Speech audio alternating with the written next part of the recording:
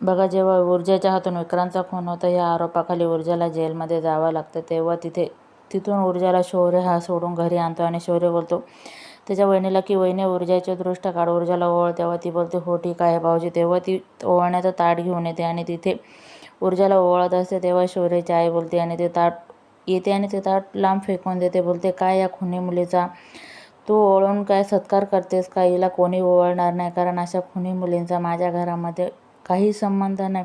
आमच्या घराण्यात तू नाचक्की केली आहे, त्यामुळे तुला या घरामध्ये जागा मिळणार नाही. जा इथून तू. तेव्हा शौर्य बोलतो जिथे ऊर्जा तिथे शौर्य असणार. मी पण ऊर्जासोबत जाणार. तेव्हा ऊर्जा बोलते थांब शौर्य, मी एक वेळ खुनाचा आरोप सहन करेल, पण या घराची ताटातूट होऊन देणार नाही. त्यामुळे तू इथेच थांबतो, माझ्यासोबत कुठे येणार. तेव्हा शौर्य बोलतं पण मी ऊर्जा तुझ्याशिवाय जगू शकणार नाही. तेव्हा ऊर्जा बोलते मीही तुझ्याशिवाय जगू शकणार नाही, पण मी तुला या घरातून बाहेर येऊ देणार नाही. बघा, या खुनाच्या आरोपामुळे ऊर्जाचं पूर्ण आयुष्य बदलून जाणार आहे. व्हिडिओ आवडला असेल लाईक आणि सबस्क्राईब.